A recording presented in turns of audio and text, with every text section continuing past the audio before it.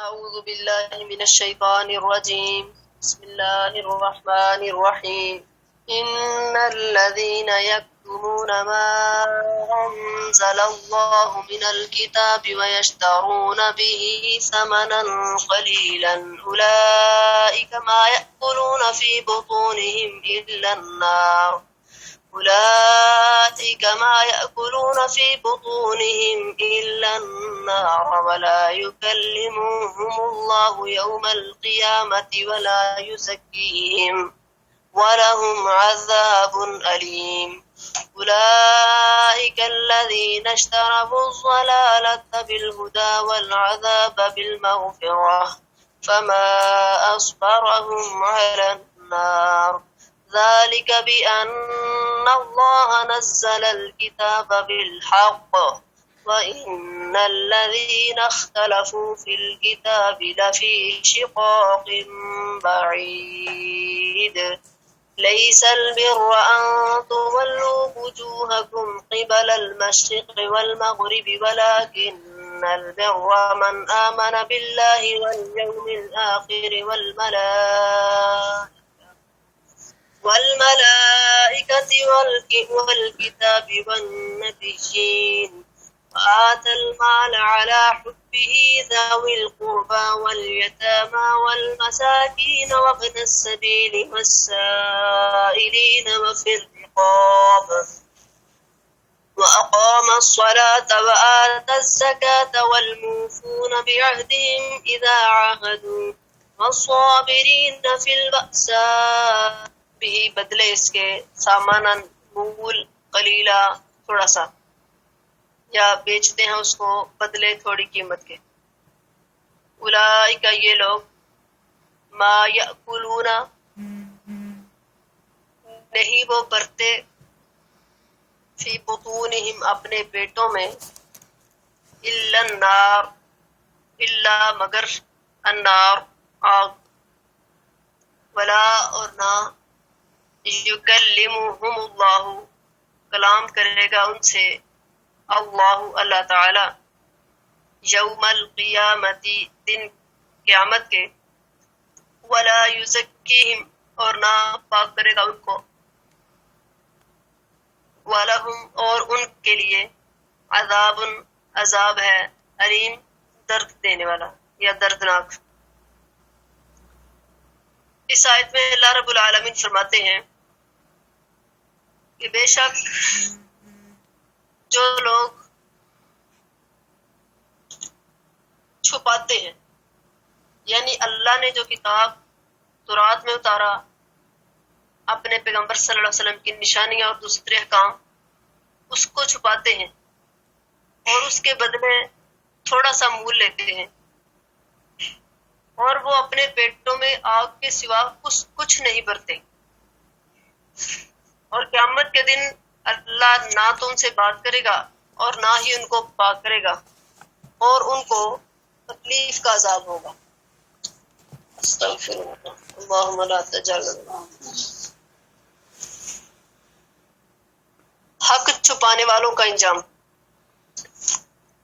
یعنی جو یہودی نبی صلی اللہ علیہ وسلم کی صفات کی آیتوں کو جو تورات میں ہے چھپاتے ہیں اور اس کے بدلے اپنی آؤ بھگت عرب سے کرواتے ہیں، یعنی عرب کے لوگ نبی صلی اللہ علیہ وسلم کے خلاف تھے، تو یہ تورات میں جو نبی صلی اللہ علیہ وسلم کی صفات تھیں، بشارتیں تھیں، ان کو چھپا کر عرب سے اپنی عزت کرواتے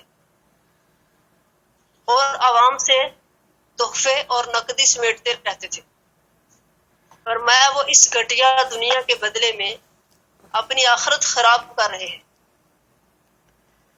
انہیں ڈر لگا ہوا ہے کہ اگر حضور صلی اللہ علیہ وسلم کی نبوت کی سچائی اور آپ صلی اللہ علیہ وسلم کے دعوے کی تصدیق کی آیتیں جو تورات میں ہے لوگوں پر ظاہر ہو گئیں تو لوگ آپ صلی اللہ علیہ وسلم کے ماتحت ہو جائیں گے، آپ صلی اللہ علیہ وسلم کی اتباع اختیار کر لیں گے اور انہیں یعنی یہودیوں کو چھوڑ دیں گے.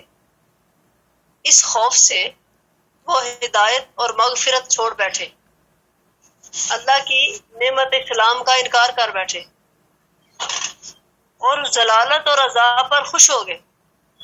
اس کے باعث دنیا اور آخرت کی بربادی ان پر نازل ہوئی۔ آخرت کی رسوائی تو ظاہر ہے، لیکن دنیا میں بھی لوگوں پر ان کا مکر کھل گیا۔ اور وقتاً فوقتاً وہ آیتیں جنہیں یہ بدترین علماء چھپاتے رہتے تھے، اللہ قرآن نازل کر کے اس کو ظاہر کرتے رہتے۔ اس کے علاوہ خود حضور صلی اللہ علیہ وسلم کے معجزات اور آپ کی پاکیزہ عادات نے لوگوں کو آپ کی تصدیق پر آمادہ کر دیا۔ یعنی آپ صلی اللہ علیہ وسلم کو جس نے دیکھا وہ ایمان لائے بغیر رہ نہ سکا۔ اللہ، اور ان کی وہ جماعت جس کے ہاتھ سے نکل جانے کے ڈر نے انہیں کلام اللہ چھپانے پر آمادہ کیا تھا، بالآخر ہاتھ سے جاتی رہی۔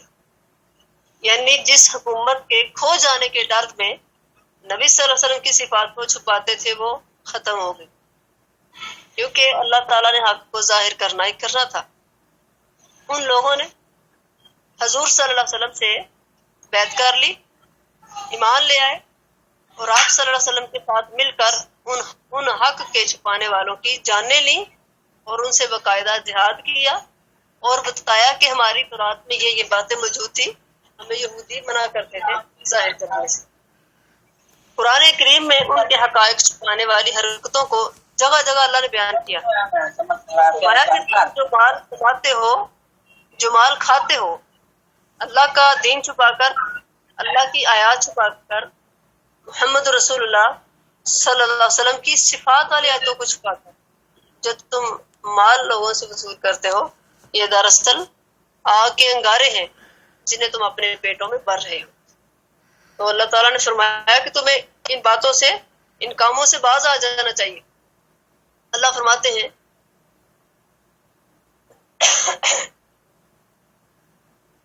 کہ یہ جو لوگ ہیں اپنے پیٹوں میں جہنم کی آگ بھرتے ہیں، فرمایا وَلَا يُكَلِّمُهُمُ اللَّهُ يَوْمَ الْقِيَامَةِ، اللہ ان پر اتنا غضبناک ہوگا، اتنا اللہ ان سے ناراض ہوگا کہ اللہ تعالیٰ ان سے بات کرنا بھی پسند نہیں کرے۔ اللہ استغفر اللہ۔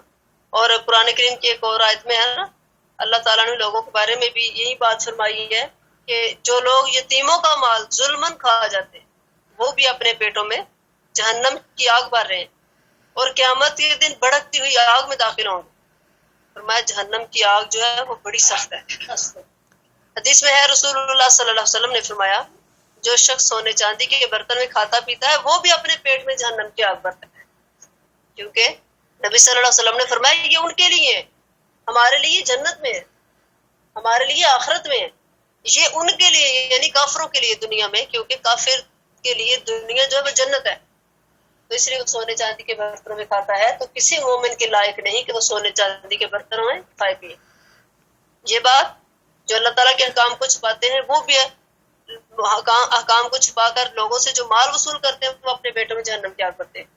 جو لوگ یتیموں کا مال ظلمن کھا جاتے ہیں وہ بھی اپنے پیٹوں میں جہنم کی آگ بھرتے ہیں، اور جو لوگ سونے چاندی کے برتنوں میں کھاتے ہیں وہ بھی اپنے پیٹوں میں جہنم کی آگ بھرتے ہیں۔ اللہم لا تجعلنا منهم۔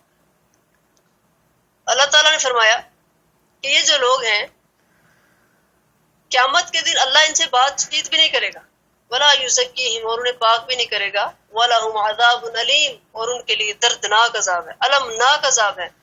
اللہ فرماتے ہیں بلکہ میں ان کو المناک عذابوں میں مبتلا کر دوں گا، اس لیے کہ ان کے اعمال کی وجہ سے اللہ کا غضب ان پر نازل ہوا، اور اللہ رب العالمین ان پر نظر رحمت ہٹا دیں گے۔ یعنی اب یہ نہیں کہ اللہ دیکھیں گے نہیں، یعنی رحمت کی نظر سے نہیں دیکھیں گے، اور یہ تعریف اور ستائش کے قابل نہیں رہیں گے، بلکہ سزا یاب ہوں گے، وہاں دل ملاتے رہیں گے، جلتے رہیں گے، دھوتے رہیں گے، سزا بھگتتے رہیں گے۔ اللہ اکبر۔ حدیث شریف میں ہے 3 قسم کے لوگوں سے اللہ بات نہیں کرے گا، نہ ان کی طرف دیکھے گا، نہ ان کو ان کے گناہوں سے پاک کرے گا، ان کے لیے دردناک عذاب۔ فرمایا ایک بوڑھا زانی، جو بوڑھا ہو کے بھی زنا نہیں چھوڑتا، جوانی میں تو غلطیاں کرتا رہا، بدکاریاں، برائیاں، بے حیائیاں کرتا رہا، لیکن بوڑھا ہو کے بھی وہ زنا نہ چھوڑے۔ دوسرا جھوٹا بادشاہ، جو بادشاہ اپنی عوام سے رایا سے جھوٹ بولتا ہے حالات آپ کے سامنے. فرمایا قیامت کے دن اللہ نہ ان کی طرف دیکھے گا، نہ ان کو ان کے گناہوں سے پاک کرے گا، اور ان کے لیے دردناک عذاب ہے. اللہ ہمارے بادشاہوں کو ہدایت عطا فرما، اللہ بوڑھوں کو بھی ہدایت عطا فرما. اور تیسرا فقیر متکبر.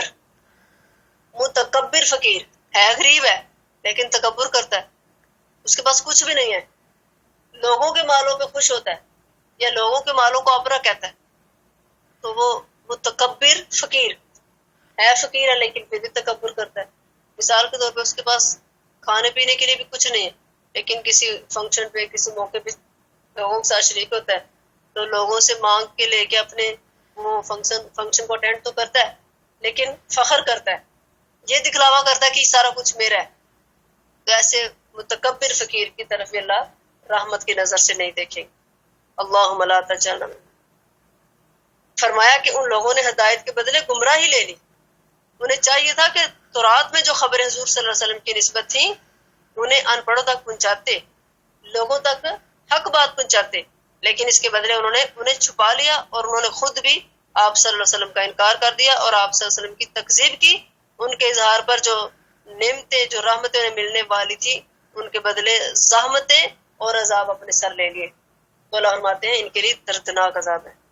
فرمایا کہ وہ عذاب کیسا ہے؟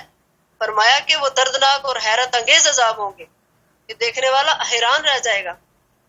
وَلَهُمْ عَذَابٌ علیم. دردناک عذاب. ہم دنیا میں نا غم کو برداشت نہیں کر سکتے، ایک غم آتا ہے پھر دوسرا پھر تیسرا، یعنی ہر دنیا میں انسان ایسے ہی زندگی بسر کر رہا ہے، ابھی ختم ہی نہیں ہوتا، دوسرا شروع ہو جاتا ہے، وہ ختم نہیں ہوتا، تیسرا شروع ہو جاتا ہے. تو فرمایا جو آخرت کے عذاب ہوں گے وہ ایسے ہوں گے جو انسان کے وہم و گمان میں بھی نہیں ہوں گے. اللہم لا تجعلنا. اور یہ معنی اللہ تعالیٰ فرماتے ہیں کہ یہ جو لوگ ہیں اولئک الذین اشتروا، یہی لوگ ہیں اشترا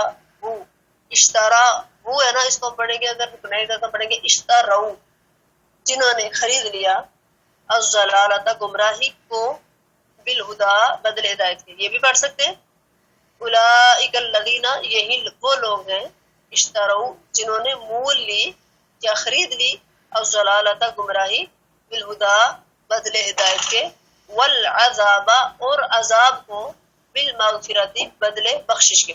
یعنی ان کو چاہیے تھا ہدایت حاصل کرتے، نبی صلی اللہ علیہ وسلم پر ایمان لاتے اور ہدایت حاصل کرتے، اور اس پر ایمان لانے کے بعد جو ان کو بخشش ملنے والی تھی وہ حاصل کرتے.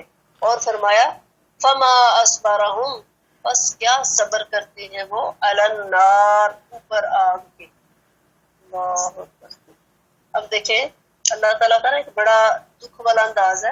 اللہ فرماتے ہیں فما اصبرہم علی النار، یہ انہی کا ہی حوصلہ ہے آگ کو برداشت کرنا.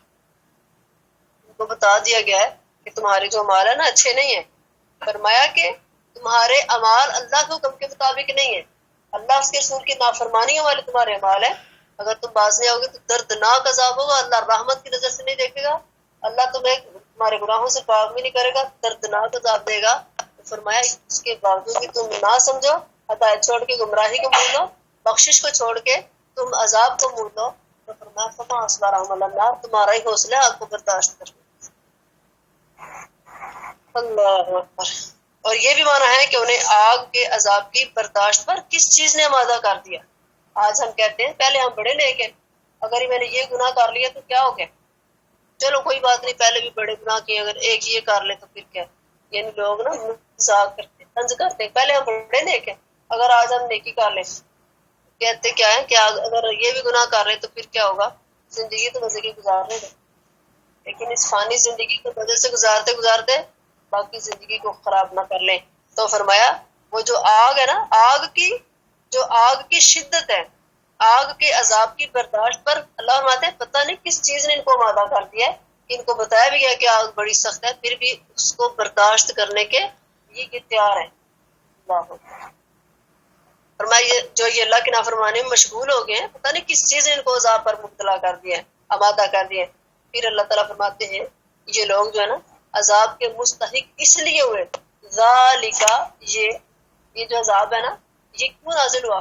فرمایا یہ عذاب ان کے لیے اس لیے لاحق ہو گیا، واجب ہو گیا، یہ عذاب کے مستحق اس لیے ہوئے کہ بِأَنَّ اللَّهَ اس لیے کہ اللہ تعالیٰ نے نزل الکتاب اتارا کتاب کو بالحق کی ساتھ حق کے.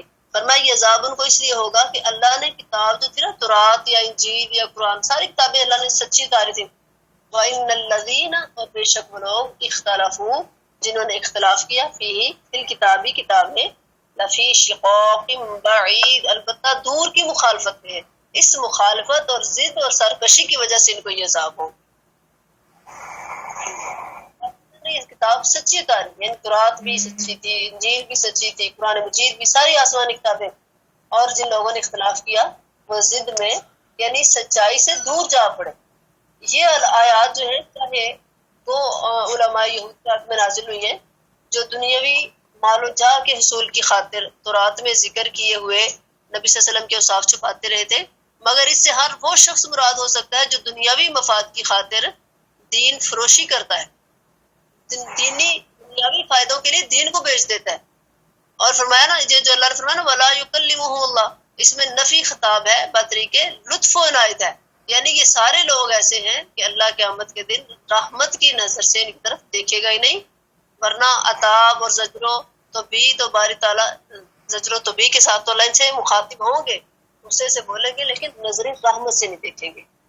تو اللہ فرماتے ہیں یہ جو لوگوں نے کتاب میں اختلاف کیا ہے یہ بطریقے تحریف ہے یا ایمان ببعض الکتاب و کفر میں بعض کی صورت میں ہے، یعنی کتاب کے بعض حصے پر تو ایمان لے ہے یعنی جو اپنی مرضی کا حصہ تھا اس کو مان لیا اور جو اپنی مرضی کے خلاف تھا اس کا انکار کر دیا.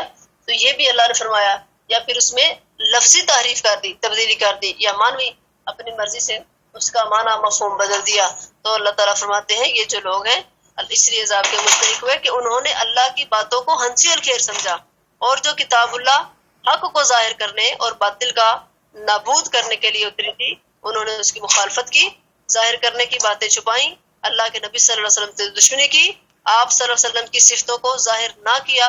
تو فی الواقع ہی اس کتاب کے بارے میں اختلاف کرنے والے جو ہے دور کی گمراہی میں جا پڑے.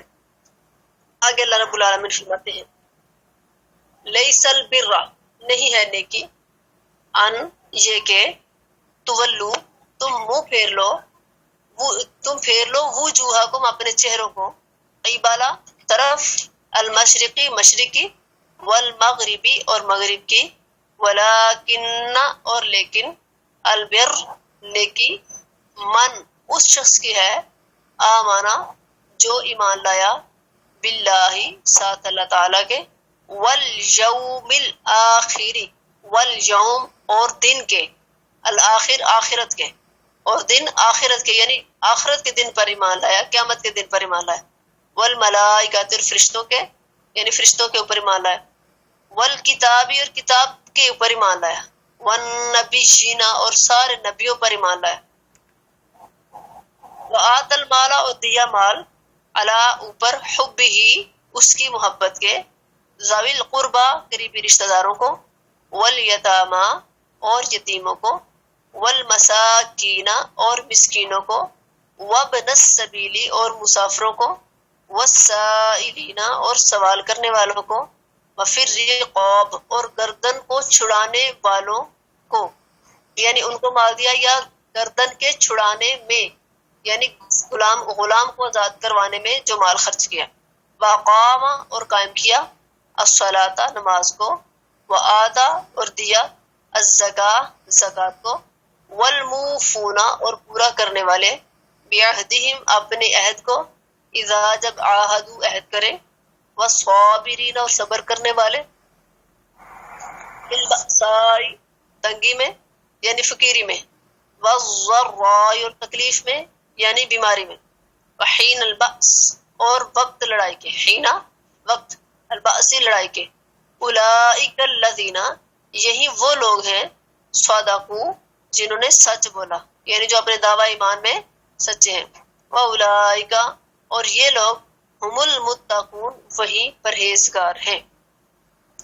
اب اس آیت کے اندر اللہ تعالیٰ نے بڑی باتیں بیان کی ہیں نیکی اور بلائی کی پہچان.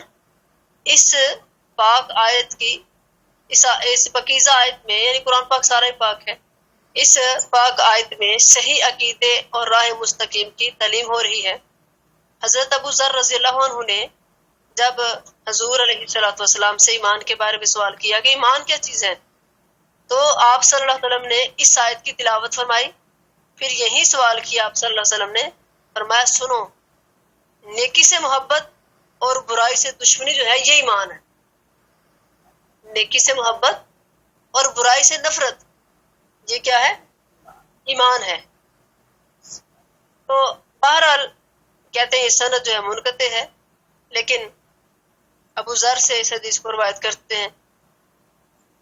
ایک شخص نے حضرت ابو ذر رضی اللہ عنہ سے سوال کیا کہ ایمان کیا ہے، تو آپ نے یہی تلاوت کی. بہرحال یہ تو ایک صحابہ کرام کی تابعین کی آپس کی گفتگو تھی نا، لیکن اللہ تعالیٰ نے جو اس کی صفات بیان کی ہیں اس آیت کے بارے میں، اللہ فرماتے ہیں لیس البر ان تولوا وجوہکم، یہ نیکی نہیں کہ تم اپنے منہ بیت اللہ کی طرف کر لو اور نمازیں پڑھنی شروع کر دو. بھائی یہ نیکی نہیں ہے. ای لیکن بر من آمن، یعنی نیکی اس شخص کی ہے جو اللہ پر ایمان لے آیا، یعنی اللہ کو دل و جان سے مانا. تحویل قبلہ کا حکم نازل ہوا تو یہ اہل کتاب اور بعض مسلمانوں پر بڑا شاق گزرا تھا. تو اللہ فرماتے ہیں یہ یعنی یہ آیت نازل کرنے کا اصل مقصد کیا ہے، شان نزول کیا، یعنی آیت نازل کیوں ہوئی؟ جب اللہ تعالیٰ نے بیت اللہ کو قبلہ مقرر کیا نا، تو کچھ لوگ صحابہ کرام، مسلمان اور یہودی سارے بیت المقدس طرف کر کے نماز پڑھتے تھے، مدینہ والے. تو آپ صلی اللہ علیہ وسلم نے نماز کے اندر ہی اپنا رخ انور جو تھا بیت اللہ کی طرف کر لیا. تو منافقین جو تھے ان کو، اور جو ابھی نئے نئے مسلمان تھے، کچے مسلمان، ان کے لیے مشکل ہوا. تو جو اصل اور پکے سچے مسلمان تھے، مومن مخلص مسلمان تھے، ان کے لیے تو کوئی مشکل نہیں تھی. تو ان کے لیے تردد ہوا کہ خانہ کعبہ جو تبدیل ہو گیا ہے تو یہ پتہ نہیں کیا معاملہ ہے، یعنی مشکل گزرا، گراں گزرا، شاق گزرا. تو اللہ تعالیٰ نے فرمایا اس میں بحث و جدال والی تو کوئی بات ہی نہیں ہے. فرمایا اس میں اس حد تک شدت کو اختیار کر لینا کہ اس کو حق و باطل کا معیار سمجھ لینا، یہ تو کوئی اچھی بات نہیں ہے. فرمایا اللہ نے اس پر یہ آیت نازل فرمائی جس میں اللہ تعالیٰ نے تحویل قبلہ کی ایک حکمت بیان کرتے ہوئے فرمایا کہ نیکی یہ ہی نہیں ہے کہ تم مشرق اور مغرب کی طرف اپنا منہ کرتے رہو اور عبادت کرتے رہو اور یہ کہو کہ ہم نے بس اپنی سمت کی طرف منہ کر لیا، ہم نے حق ادا کر دیا ہے. فرمایا اصل مقصد تو، اصل نیکی تو اللہ کی اطاعت ہے، اللہ کی فرما برداری ہے. ولکن البر من آمن، فرمایا اصل یہ نیکی نہیں کہ مشرق اور مغرب، کیونکہ بیت المقدس کے مغرب کی طرف یہودی منہ کرتے تھے، بیت المقدس کے مشرق کی طرف عیسائی منہ کرتے تھے، اور ہمارا قبلہ تو الحمدللہ قبلہ ابراہیمی ہے، بیت اللہ کی طرف منہ کرتے. تو اللہ نے فرمایا یہ اپنے اپنی سمت کو اختیار کر لینا یہ نیکی نہیں ہے. اصل مقصد، اصل نیکی جو ہے وہ تقویٰ ہے، اللہ کی اطاعت ہے، اللہ کی فرما برداری ہے. اس سلسلے میں اللہ تعالیٰ نے نیک اعمال کا ذکر فرمایا کہ ان پر عمل پیرا ہونا اصل نیکی اور تقویٰ ہے. دراصل یہ آیت جمیع انواع بر پر حاوی ہے. جمیع انواع بر یعنی نیکی کی تمام قسموں پر یہ جو آیت ہے نا حاوی ہے، اور اصول عقائد کے ساتھ اعمال و اخلاق کے تمام بڑے شعبوں کا اس میں بیان ہے. اب فرمایا کہ وَلَٰكِنَّ الْبِرَّ مَنْ آمَنَ بِاللَّهِ، اصل نیکی اس شخص کی ہے جو اللہ پر ایمان لایا. ایمان باللہ یہ ہے کہ قرآن و حدیث میں پیش آمدہ صفات باری تعالیٰ کو بلا تعویل مان کر اللہ کی وحدانیت کا دل اور زبان سے اقرار کیا جائے. یعنی ہم اللہ تعالیٰ کی ذات پر بھی ایمان رکھتے ہیں، اللہ کی ہر صفات پر دل و جان سے ایمان رکھتے ہیں. اس میں ہم کسی قسم کی تعویل نہیں کرتے کہ اللہ کی ذات کیسی ہے، اللہ کی صفات کیسی ہیں، اس کے ہاتھ پاؤں کیسے ہیں، اس کی آنکھیں کیسی ہیں، یعنی بالکل ہم تعویل نہیں کر سکتے. ما یلیق بشانہ، جیسے اس کی شان کے لائق ہے ہم اس پر ایمان لاتے. اللہ اکبر.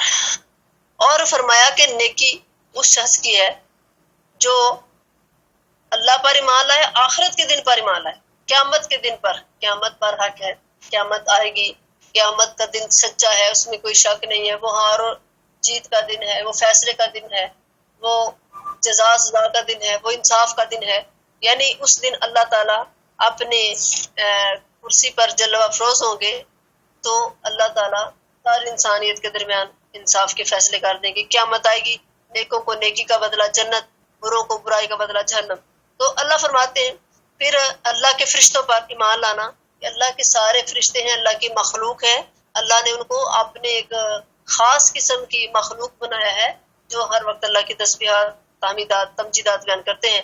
پھر فرمایا کتاب پر ایمان لانا، یعنی الکتاب سے یہاں ساری آسمانی کتابیں مراد ہیں جو انبیاء پر نازل ہوئی، ان پر ایمان میں یہ بات بھی خاص طور پر ضروری ہے کہ معانی کے ساتھ ان کے الفاظ کو بھی منزل من اللہ سمجھے تھے، یعنی ان کتابوں کے الفاظ اور معنی مفہوم سارا کچھ اللہ نے نازل کیے۔ پھر فرمایا اللہ کے نبیوں پر ایمان لانا۔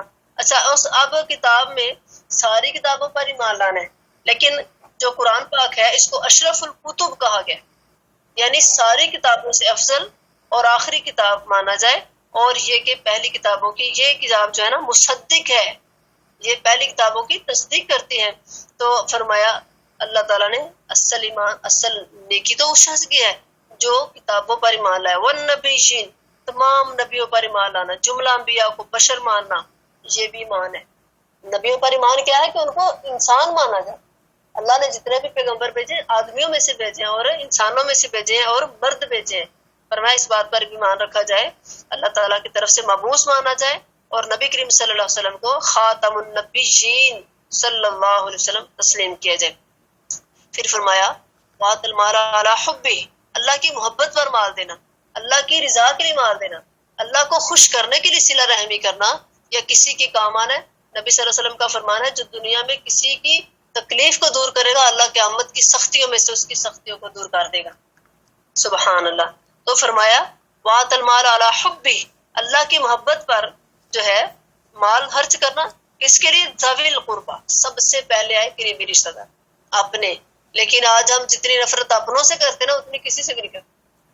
کاش ہم تھوڑا سا یہ دیکھ لیں کہ جتنا میں اپنے چاہنے والوں سے، اپنے پیاروں سے، دوستوں سے، عزیزوں سے، اور یہ جو میرے اسلام دعا والے ہیں جتنی محبت ان سے کرتی ہوں، کاش ان سے آدھی بھی ہم اپنے رشتہ داروں سے کر رہے ہیں تو وہ خوش ہو جائے، ان سے آدھی بھی کر لیں، ان سے چوتھا حصہ بھی کر لینا تو رشتہ دار خوش ہو جائیں۔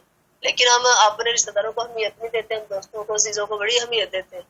اسلام نے نبی صلی اللہ علیہ وسلم نے فرمایا تھا نا کہ ایک وقت آئے گا کہ باپ کی عزت نہیں کی جائے گی، دوست کی عزت کی جائے گی۔ تو آج وہ دور ہے، باپ کی بات نہیں مانی جاتی دوستوں کی، اور باپ بیچارے دوستوں کو جا کر کہہ رہے ہوتے ہیں کہ اس کو سمجھاؤ، اس کو ایسے کہو، اس کو ایسے کہو، کیونکہ یہ دوست کی مان لے گا میری نہیں مانے۔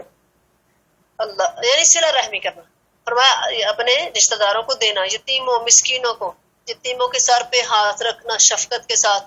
اور نبی صلی اللہ علیہ وسلم نے فرمایا میں اور یتیم کی کفالت کرنے والے جنت میں ایسے ہوں گے جیسے کہ دو انگلیاں، یعنی ایسے بالکل، یعنی جنت کے اندر اس آدمی کو نبی صلی اللہ علیہ وسلم کا ساتھ نصیب ہو جائے گا جو یتیم کی کفالت کرتا ہے، اسے محبت کرتا ہے۔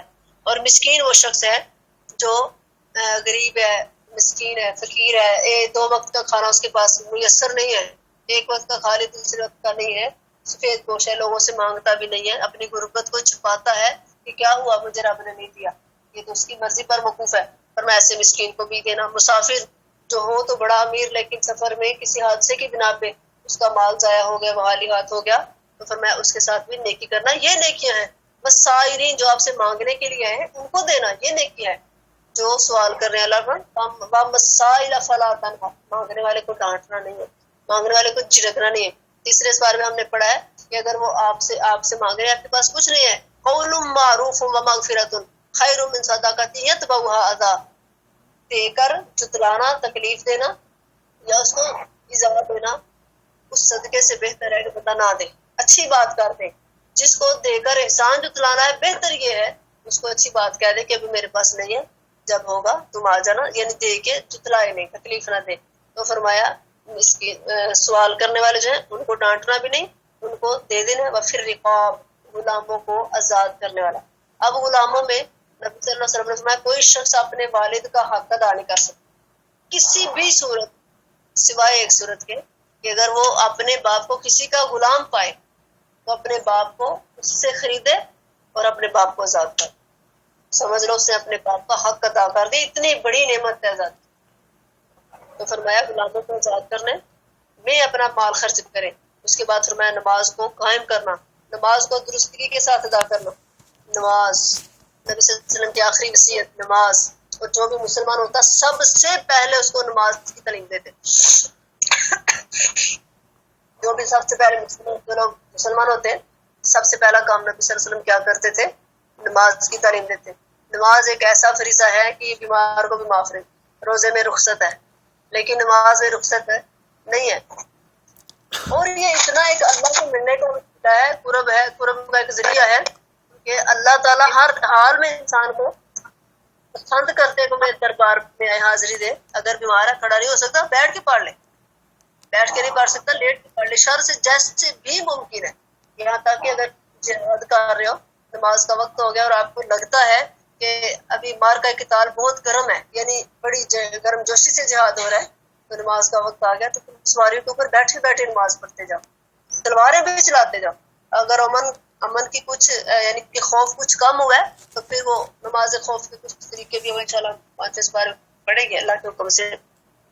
تو اگر زیادہ ہی خوف ہے، نماز کا وقت جانے کا خدشہ ہے، تو جیسے بھی ممکن ہے پیدل چل رہے سواری کے اوپر نماز پڑھتے جاؤ. یعنی نماز جو ہے جو بندہ یہ چاہتا ہے کہ اس کی عمر میں برکت ہو، رزق میں برکت ہو، صلہ رحمی کرے، وہ بات ہے. اور جو ایک بندہ نماز پڑھتا ہے کبھی بھی اس کے گھر میں بے برکتی نہیں ہو سکتی. رزق تھوڑا بہت اللہ نے جب قدروں میں لکھا وہ ملنا ہی ہے لیکن بے برکتی نہیں آتی. اور جو نماز نہیں پڑھتا اس کے گھر کے اندر نحوست کبھی ختم نہیں ہوتی. اور حدیث کے اندر یہاں تک آتا ہے کہ ایک انسان ساری رات سویا رہتا ہے شیطان بھی اس کو سلاتا رہتا ہے، سو جا بڑی لمبی رات ہے. جب وہ سو جاتا ہے نا تو جب فجر کی نماز کا ٹائم گزر جاتا ہے بال شیطان فی اذنہ، شیطان اس کے کان میں پیشاب کر جاتا ہے. اتنا غلیظ شخص ہے یہ کہ ساری رات سویا رہا، اسے نماز بھی نہیں پڑھی. تو مطلب یہ ہے کہ نماز جو ہے قیامت کے دن سب سے پہلا سوال نماز کے بارے میں ہوگا، حقوق اللہ میں. اور قبر میں بھی جس کی نماز نہیں ہوگی فرمایا اس کی پسلیاں ایسے پسلیوں کے اندر چلی جائیں گی، اس قدر اس کی قبر تنگ ہو جائے گی کہ پسلیوں کے اندر چلی جائے گی. نماز جو ہے ہر حال میں پڑھنی چاہیے. نبی صلی اللہ علیہ وسلم اپنے وفات کے وقت بھی لوگوں کو نصیحت کرے، لوگوں نماز نماز نماز. اور جب آپ صلی اللہ علیہ وسلم اپنے حجرے کے اندر تھے، آپ مسجد کے اندر نہیں آ سکتے تھے چل کر، تو تب بھی آپ صلی اللہ علیہ وسلم نے پردہ ہٹا کر دیکھا تو آپ نے فرمایا لوگوں نے نماز پڑھ لی ہے، کہا نہیں ابھی نہیں پڑھی. فرمایا مروا ابا بکر فلیصلی بالناس، لوگوں کو حکم، ابو بکر کو حکم دو کہ وہ لوگوں کو نماز پڑھائیں. اللہ میری نماز بیماری کی حالت میں، موت کی بے ہوشیاں بھی چھائی ہوئی ہیں لیکن نماز نہیں چھوڑتی. اللہ جب ہمیں اپنے پاس بلائے تو ہماری ایک نماز بھی نہ رہتی ہے. دعا کیا کرے نماز پڑھے تیرے پاس آ جائے، اللہ کوئی ایک نماز بھی نہ ہماری رہتی.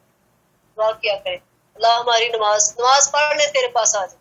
رات کو دیکھا جو ادھر مسجد بڑی مقدس مسجد کے پاس فوت ہوا ہے، گھر سے اتار دے رات کو عشاء کی نماز مسجد میں پڑھ کے گیا، عشاء کی نماز مسجد میں پڑھ کے آئے تو دیکھے رات 11 بجے طبیعت خراب ہوئی، 1:30 بجے فوت بھی ہو گیا.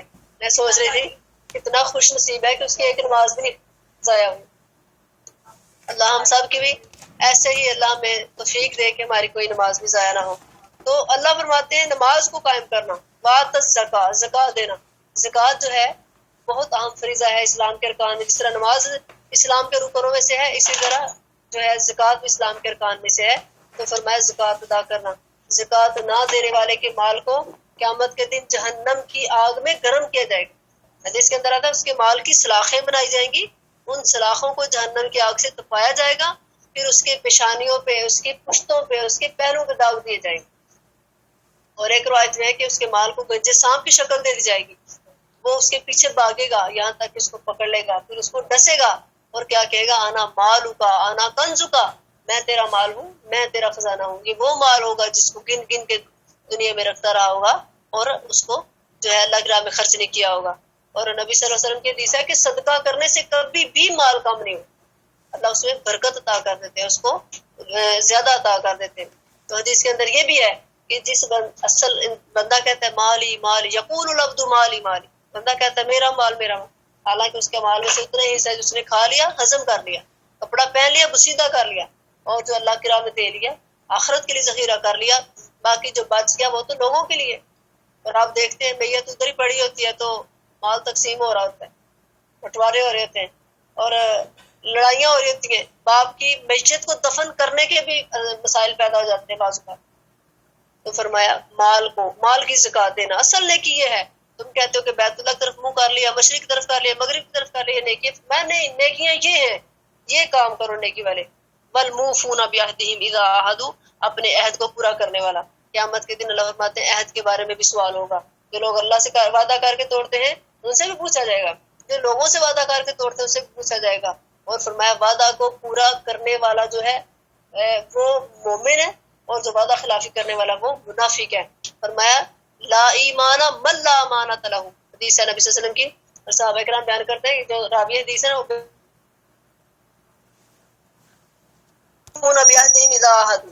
جب بندوں سے یا اللہ سے کوئی وعدہ کرتے ہیں اس کو پورا کرتے ہیں. نبی صلی اللہ علیہ وسلم اپنے اکثر خطبوں میں فرمایا کرتے تھے لا ایمان من لا امانۃ لہ، جس کے اندر امانت کی پاسداری نہیں ہے اس کے اندر ایمان ہی نہیں ہے. جو امانت داری کو پورا نہیں کرتا، جو امانت کو ادا نہیں کرتا اس کے اندر ایمان ہی نہیں ہے. ولا دین لمن لا عہد لہ، جو دین کو پورا نہیں کرتا اس کا کوئی دین ہی نہیں ہے. تو مطلب یہ ہے کہ اپنے وعدوں کو پورا کرنا. آگے فرمایا والصابرین فی البأساء والضراء، سختی اور تکلیف میں، تنگی اور خوشحالی میں، بیماری میں، فقیری میں، ہر حال میں صبر کرنے والے. اور سختی اور تکلیف اور لڑائی میں، حین البأس، لڑائی کے وقت صبر کرنے والے. صبر در حقیقت ایک جامع صفت ہے جو جملہ اخلاق پر حاوی ہے. اور مگر البأساء مالی اور معاشی پریشانیاں، اور الضراء بدنی امراض، وحین البأس جنگی حالت ہے. ان تینوں حالتوں میں صبر نہایت مشکل ہے اور دشوار ہے. اس لیے ان تین حالتوں کا ذکر کر کے اللہ نے فرما دیا کہ جو لوگ ان تین حالتوں میں صبر کرتے ہیں، اور حدیث کے اندر آیا کہ انما الصبر عند الصدمۃ الاولی، اصل صبر وہ ہے جو مصیبت پہنچتے کیا جائے اور اس کا بدلہ اللہ نے جنت رکھا ہے. تو فرمایا جو لوگ جس کے اندر یہ ساری صفات ہوں گی، اولئک الذین صدقوا، یہی لوگ اپنے دعوی ایمان میں سچے ہیں. واولئک هم المتقون، یہی لوگ پرہیزگار ہیں. اللہ ہم سب کو ایسی نیکیاں کرنے کی توفیق عطا فرمائے. اللہ ہم سب کو متقی پرہیزگار بنائے. اللہ ہم سب کے گناہ معاف فرمائے. اللہ تعالی ہمارے اندر جو غلطیاں کوتاہیاں حامیاں ہیں دور فرمائے. آمین ثم آمین. سبحانک اللہم وبحمدک، نشہد ان لا الہ الا انت، نستغفرک ونتوب الیک. السلام علیکم ورحمۃ اللہ وبرکاتہ.